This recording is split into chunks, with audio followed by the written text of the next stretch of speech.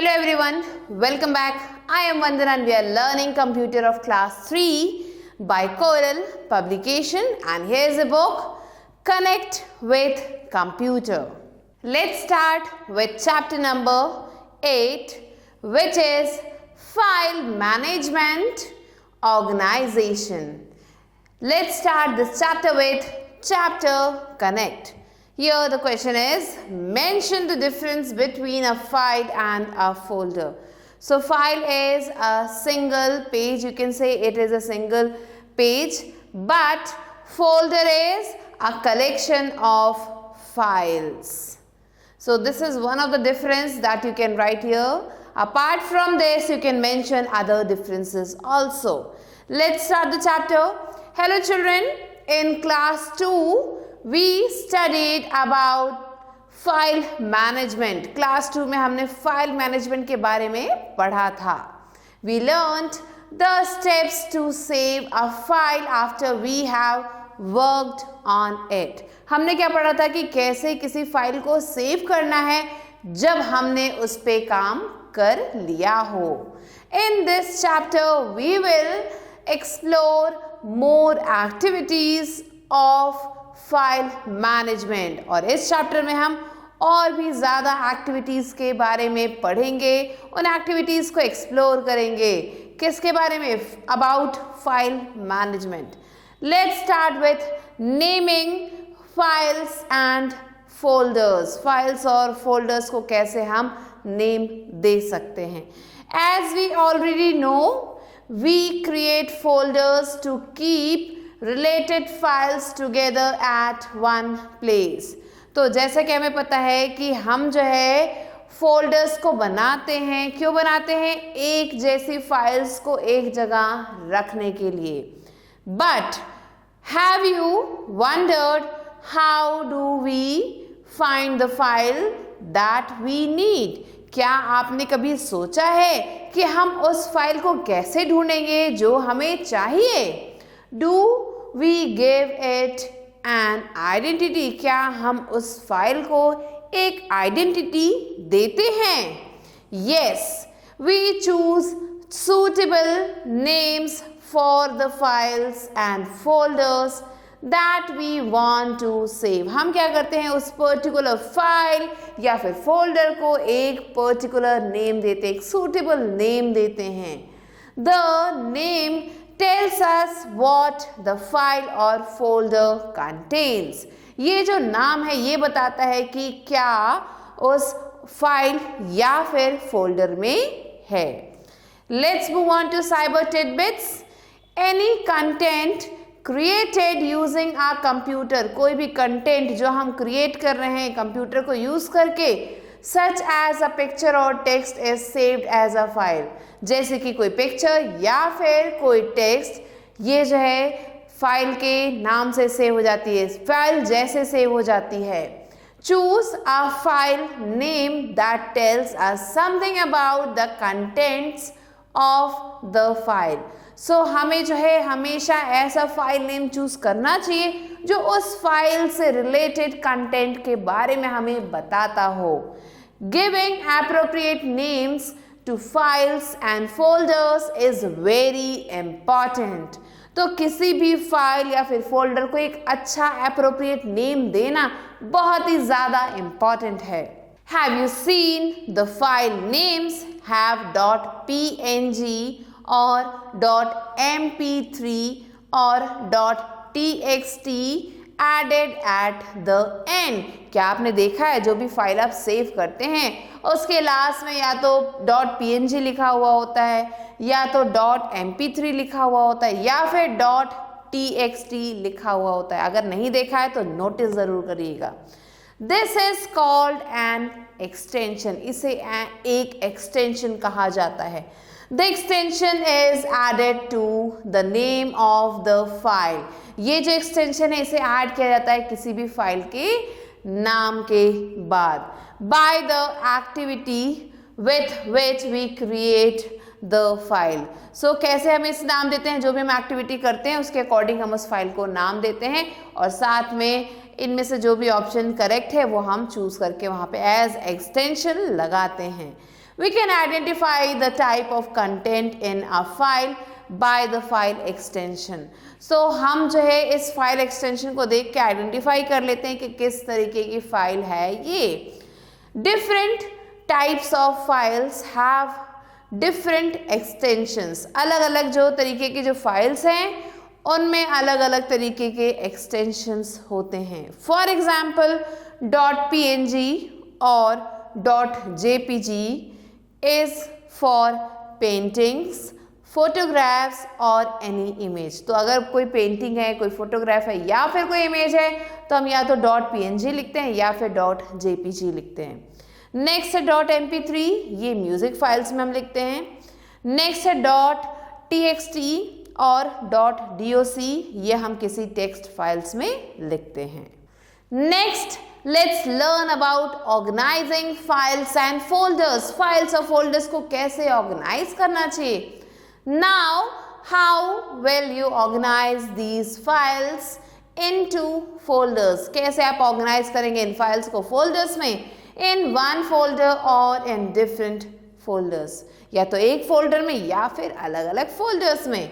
Yes, we will make different folders. हम क्या करेंगे, अलग अलग फोल्डर्स बनाएंगे. Music files will be stored in one folder. जो म्यूजिक फाइल है उसे जो है एक फोल्डर में हम स्टोर करेंगे.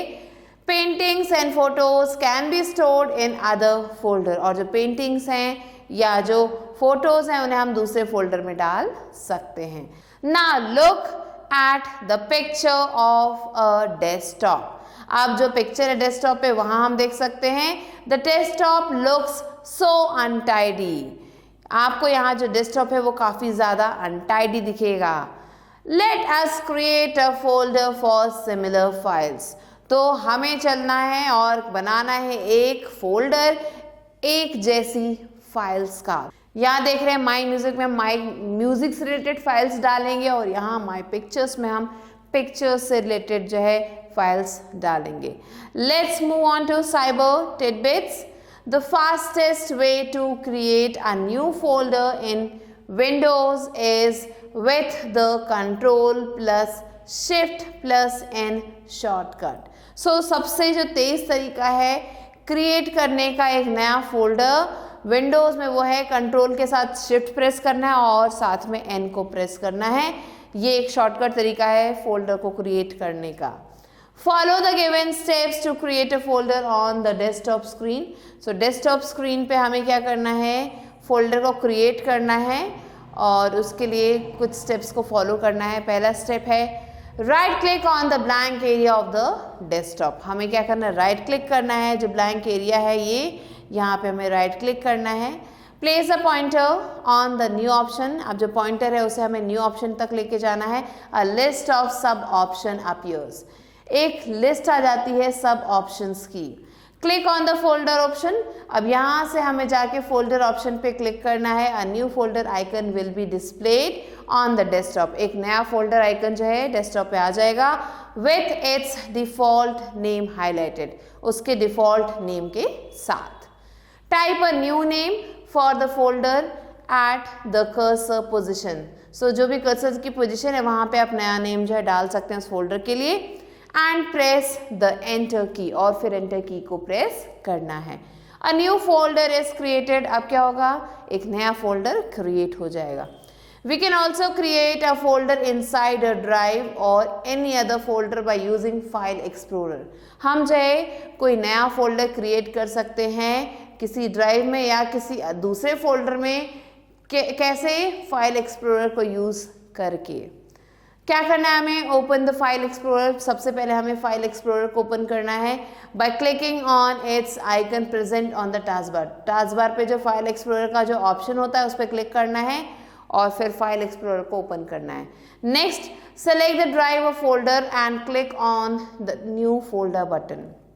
अब हमें ड्राइव या फिर फोल्डर जो भी है उसे सेलेक्ट करना है और क्लिक करना है न्यू फोल्डर बटन पे प्रेजेंट ऑन द रिबन, जो कि हमारे यहाँ रिबन पे आपको मिलेगा. This is new folder button. A new folder will be created. जैसे हम ऐसा करेंगे तो क्या होगा, एक नया फोल्डर क्रिएट हो जाएगा. The main folder is called the parent folder. जो मेन फोल्डर है उसे हम पेरेंट फोल्डर कहते हैं. A folder located within another folder is called a subfolder. और जो दूसरा फोल्डर है जो एक पेरेंट फोल्डर के अंदर होता है उसे हम सब फोल्डर कहते हैं. Folders and subfolders help us to keep our files neatly. जो फोल्डर्स हैं या जो सब फोल्डर्स हैं वो हमें हेल्प करते हैं हमारी फाइल्स को साफ सुथरा रखने में. For example class 3B contains folders of students Kirti, Komal, Shweta and Anu. So class 3B ने क्या किया है, फोल्डर्स बनाए हैं बच्चों के नाम के और ये है बच्चों के नाम. Class 3B is called the parent folder. जो क्लास 3B हमने बनाई वो पेरेंट फोल्डर होगी.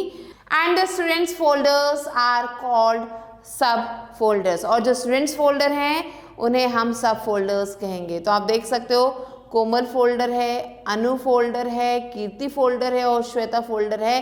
किसमें? क्लास 3B फोल्डर में. तो ये क्लास 3 में हमारा पेरेंट फोल्डर है, बाकी जो चारों हैं वो हमारे सब फोल्डर्स हैं. As we organize things in home, जैसे हम घर पे चीज़ों को ऑर्गेनाइज करते हैं, स्कूल में ऑर्गेनाइज करते हैं एंड ऑफिस में ऑर्गेनाइज करते हैं. कैसे ऑर्गेनाइज करते हैं? Systematically.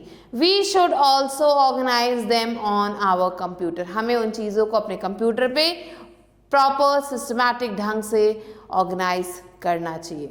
Suitable naming and organizing of files and folders on a computer is important. So जो भी फाइल्स हैं या जो भी फोल्डर्स हैं उसे जो है सूटेबल तरीके से उन्हें नाम देना चाहिए, उन्हें प्रॉपरली ऑर्गेनाइज करना चाहिए. ये काफ़ी ज़्यादा इम्पॉर्टेंट है कंप्यूटर्स में. This helps us to find the information that we want easily. और अगर हम ऐसा करते हैं तो जो भी इंफॉर्मेशन हमें चाहिए वो बहुत ही आसानी से हमें मिल जाती है. This also saves time. और ये हमारा समय भी बचाती है. So this was the chapter. Now let's move on to recap. Suitable names are chosen for the files and folders that we want to save. The extension is added to the name of the file by the activity with which we create the file. .doc is an extension for document files. The main folder is the parent folder and folders located within it are called as subfolders. Suitable naming and organizing of files and folders is important to save the time. Let's move on to evaluate. Let's move on to a exercise which is take the correct answer. First one is it is added to the name of the file by the activity with which we create the file. Is it exchange, extension or expense? Correct answer is extension. Second one is dash are to be organized systematically to save the time. File, folder, both A and B. Correct answer is both A and B. Now, third one, this extension indicates a photograph or image. .jpg, .mp3, .txt. Correct answer is .jpg. Next, let's move on to B exercise, which is fill in the blanks using the given words. First one is we can identify the type of content in a file by the file extension. Second one, .mp3 tells that it is a music file. Third one, the main folder is called the parent folder. Fourth one, folders and subfolders help us to keep our files neatly. And the fifth one is .doc is an extension for document files. Next, let's move on to C exercise, which is write T for true and F for false statements. So here the first one is giving appropriate names to files and folders is very important. Yes, true. Next, second one, .txt and .doc represent a music file. False. Third one, the main folder is called the subfolder. Again, this is false. And the fourth one is folders, and subfolders help us to keep our files neatly. Yes, true. So like this, you have to complete the rest of the questions that are left here. With this, we have completed the chapter. I hope you understood it. I'll be meeting you soon with a new video and a new chapter. Till then, stay tuned and thanks for watching.